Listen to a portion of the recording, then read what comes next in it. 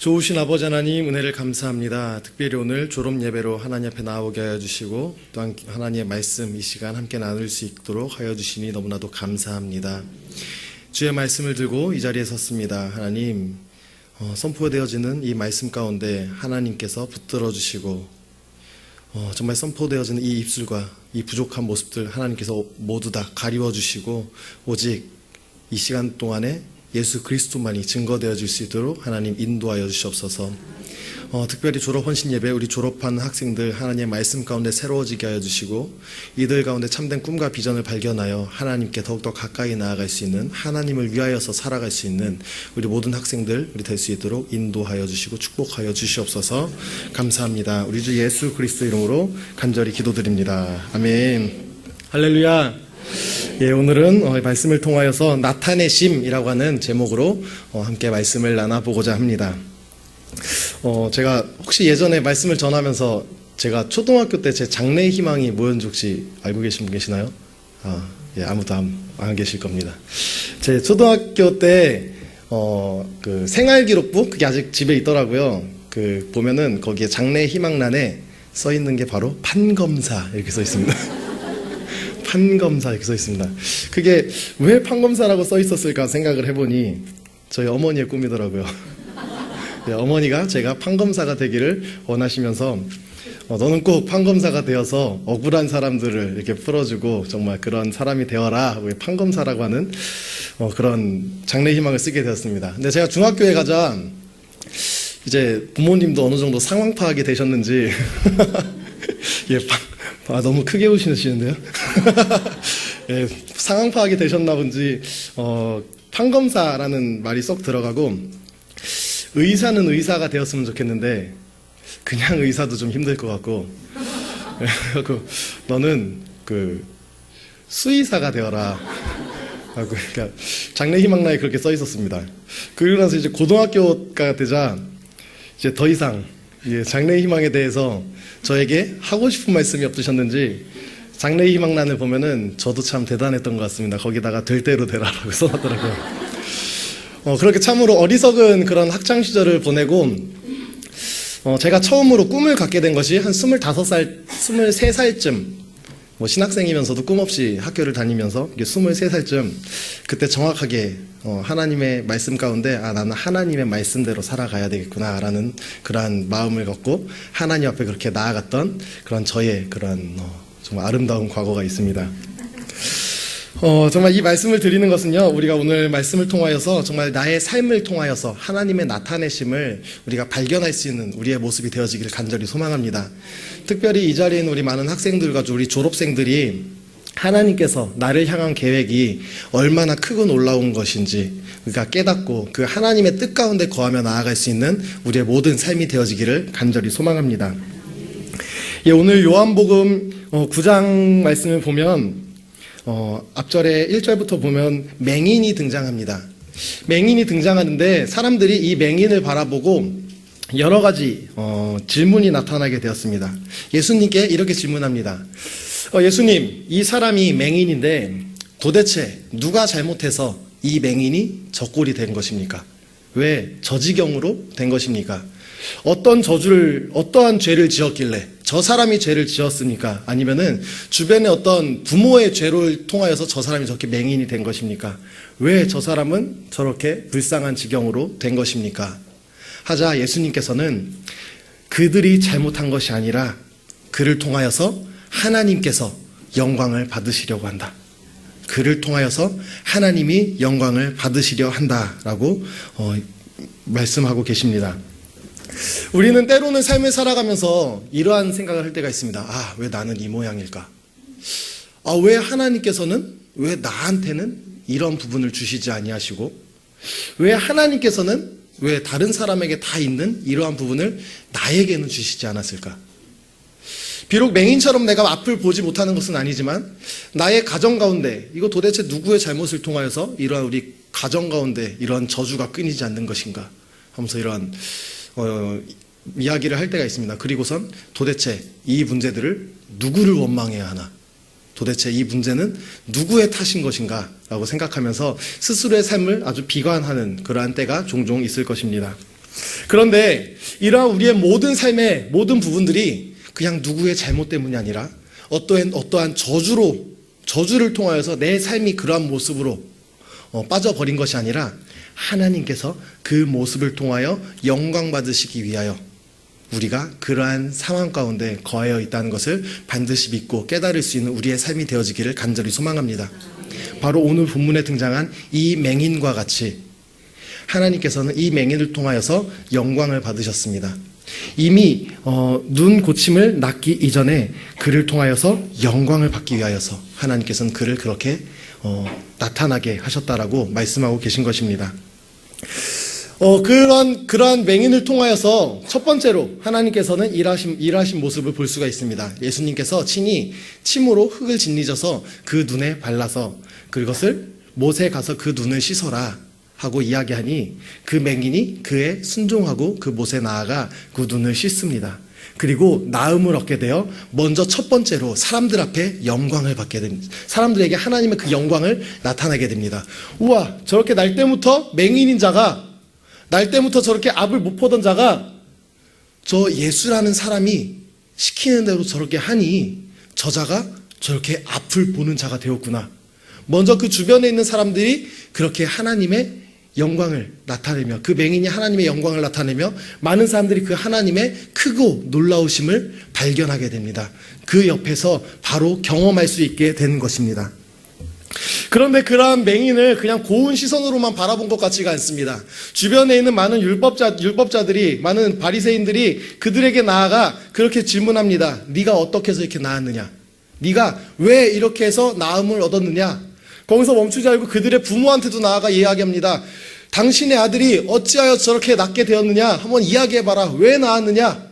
근데 부모님은 좀 약간 겁에 질렸는지 이야기하지 못합니다.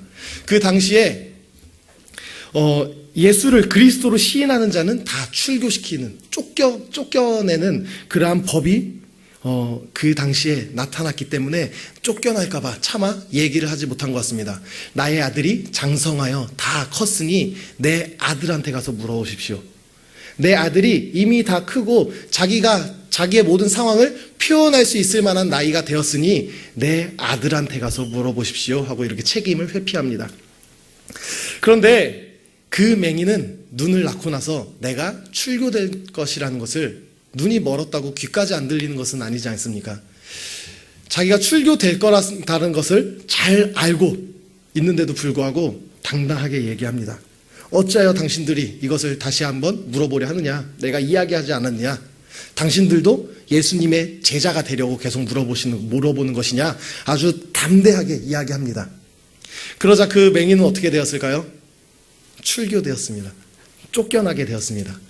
그러자 예수님께서는 그 맹인이 그렇게 쫓겨났다는 사실을 알고 그를 찾아가 그를 위로하여 주고 그를 안아주는 그런 말씀이 바로 오늘 이 9장의 전체적인 말씀입니다. 우리가 이 맹인의 모습을 바라보고 이 맹인의 그 믿음을 따라 살아갈 수 있는 우리의 모습이 되어지기를 간절히 소망합니다. 먼저 첫 번째로는요, 우리가 하나님의 말씀에 순종하여 나아가는 저희들이 되어지기를 간절히 소망합니다. 우리가 그냥 기도로만 하나님 앞에 나아가는 것이 아니라, 찬양으로만 하나님 앞에 나아가는 것이 아니라 오직 말씀을 통하여서 하나님 앞에 나아갈 수 있는 우리의 모습이 되어지기를 간절히 소망합니다.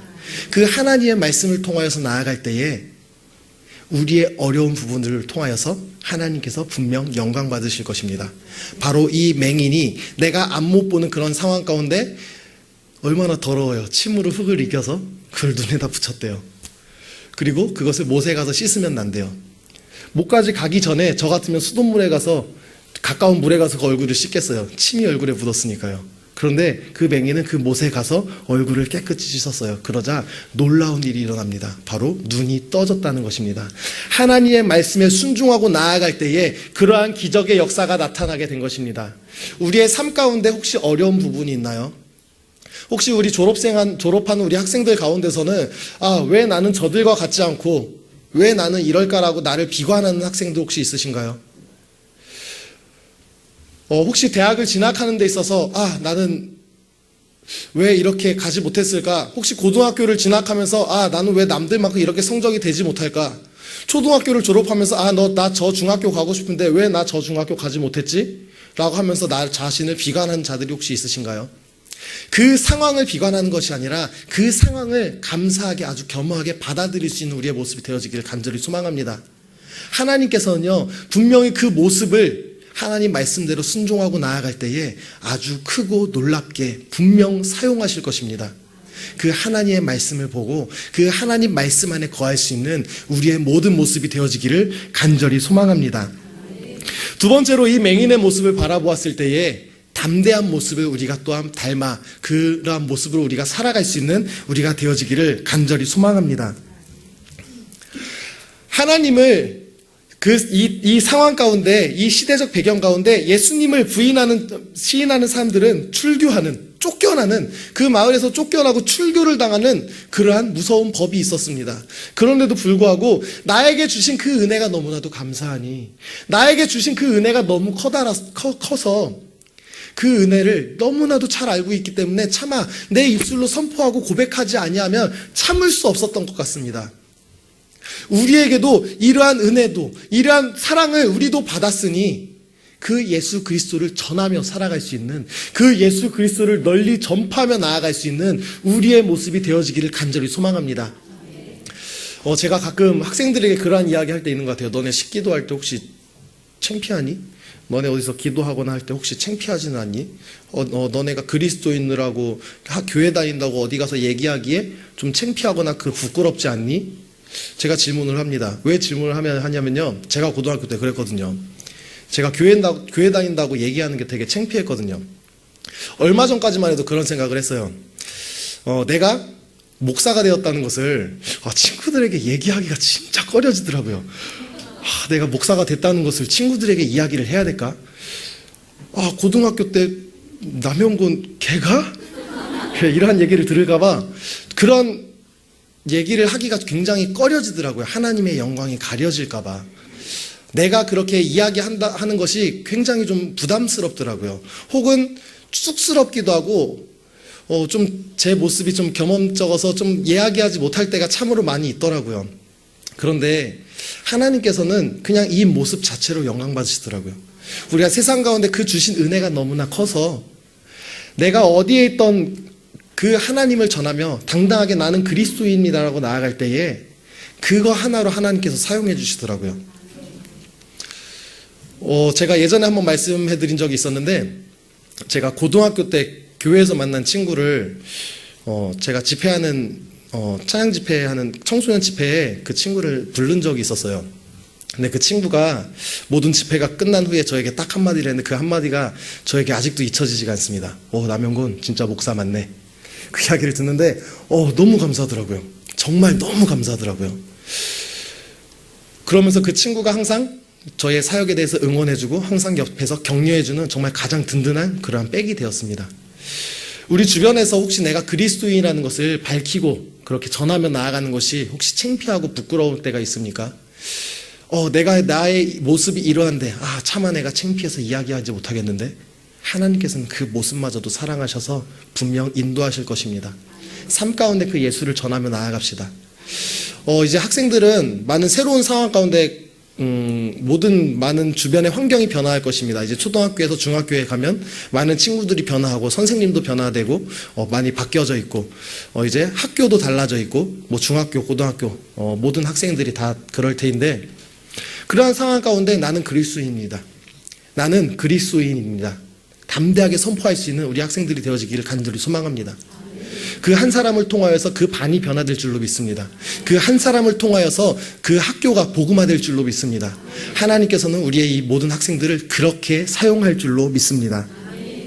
그렇게 하나님의 말씀 붙들고 나아가는 그러한 자녀들에게, 그러한 자녀들 앞에 아픔이 있을 때, 슬픔이 있을 때, 어쩌면 그러한 많은 나는 그리스도인입니다 하고 이야기하고 나아갈 때에 많은 사람들이 배척하고 외면하고 이 맹인과 같이 출교당하고 쫓겨난다고 할지라도 하나님께서는 그 한 사람 한 사람 잊지 아니하시고 그 한 사람 한 사람을 찾아가셔서 친히 찾아가셔서 그 마음 가운데 위로함을 더하여 주시고 하나님께서 늘 더욱더 함께하여 주실 것입니다. 혹시나 어려우십니까? 아프십니까? 내가 이렇게 해도 될까 망설이십니까? 그렇다면 더 담대하게 나아가십시오. 예수님께서 그럴 때에 더 함께 하시는데, 내가 예수님 때문에 고통받고 고난받을 때, 예수님 전한다고 내가 더욱더 아픔과 상처가 나에게 있을 때 예수님께서는 친히 찾아오시지 않았습니까? 그 맹인에게 친히 찾아가서, 다른 사람들이 아플 때 예수님의 옷자락을 만지며 고침받고 그렇게 나음을 얻을 때에 예수님께서는 이 맹인을 친히 찾아가시지 않았습니까? 우리가 그 하나님의 은혜를 알고 더욱더 삶 가운데 담대히 나아갈 수 있는 우리의 모습이 되어지기를 간절히 소망합니다. 예, 마지막으로 우리 학생들에게 간절히 소망하기는 정말 우리의 삶을 통하여서 하나님의 영광을 드러낼 수 있는 그러한 삶을 살기를 간절히 소망합니다. 꿈을 꿀 수 있는 우리 학생들이 되어지기를 간절히 소망합니다. 나의 연약함을 통하여서 하나님께서 무엇을 어떻게 사용하실까? 나의 이러한 부족함을 통하여서 나를 어떤 방향으로 인도하실까?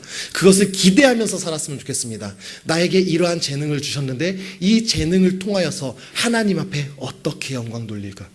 나에게 이러한 환경을 주시고 이러한 모습을 허락하여 주셨는데 이 모습을 통하여서 내가 무엇이 되어야 할까? 하나님 앞에 그렇게 나아갔으면 좋겠습니다. 혹시 이 자리에 우리 중고등부 부모님들 혹시 계시나요? 한번 손 한번 들어볼까요? 중고등부 부모님들. 제가 여기 계신 분들께 한 가지 부탁 말씀을 드리고 싶은 것이 있습니다. 쉽지 않은 부탁인데요. 우리 아이들이 공부를 하고 하나님 앞에 이렇게 나아가는 데 있어서 학교가 이들에게 있어서 목표가 되지 않도록 그렇게 교육했으면 좋겠어요. 정말 학교 자체를 통하여서 이들이 학교 하나 보고 자라나지 않는 그런 아이들이 되었으면 좋겠습니다. 먼저 하나님 안에서 꿈을 꾸면요, 저는 정말 확신합니다. 하나님 안에서 꿈을 꾸면요, 이 아이들이 변화하더라고요. 하나님 안에서 꿈을 꾸면요, 정말 하기 싫은 공부하더라고요. 너 좋은 대학교 가야지, 공부해 하지 않아도 이들이 정말 자기에게 있는 확실한 꿈이 생기면 공부하더라고요. 바로 제가 그랬습니다. 그래서 지금까지도 공부합니다. 중고등학교 때 정말 공부 안 하고 공부랑 정말 벽을 쌓고 살았다가 하나님께서 나에게 주신 꿈을 알고 나니, 내가 무엇을 해야 되는지 알고 나니까 나를 위해서 노력하더라고요. 공부하더라고요. 아이들의 인생, 아이들의 삶이 학교에서 끝나는 삶, 그거 아니잖아요. 아이들이 학교에서 대학교 입학하는 순간 이 아이들이 이들의 삶이 끝나는 거 아니잖아요. 분명 이들은 하나님 안에서 꿈을 꾸어야 합니다. 분명 이들은 하나님 안에서 자라가야 합니다. 그런데 학창시절에 그 꿈을 가로막는 게 우리 부모들이 안 되었으면 좋겠습니다. 학창시절에 우리 아이들의 그 꿈을 발견할 수 있는 그 시간을 가로막는 것이 우리들이 되지 않았으면 좋겠습니다.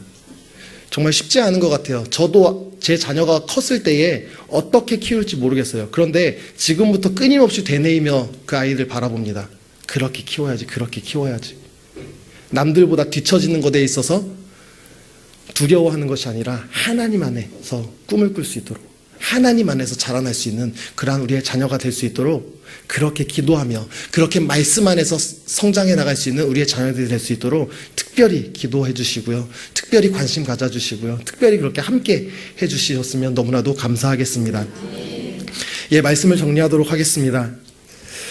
하나님께서 우리의 삶을 통하여서 분명 나타내십니다. 나의 부족한 모습까지도 하나님께서 사용하셔서 하나님께서 분명 나타내십니다. 그 하나님께서 그 말씀 가운데 내가 순종하고 나아갈 때에 나의 어려움이 회복되며 나의 아픔이 회복되며 그런 아픔이 회복되는 모든 모습을 통하여서 하나님께서는 영광 받아주십니다. 또 그 복음 들고 담대하게 선포하며 나아갈 때에 하나님께서는 절대로 우리를 잊지 않으시고 우리를 함께하여 주시고 우리를 안아주시고 친히 찾아오셔서 우리를 위로하여 주십니다.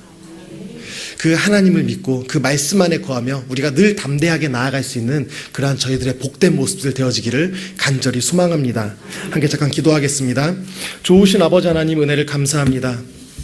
하나님, 오늘 저희들 말씀 들었습니다.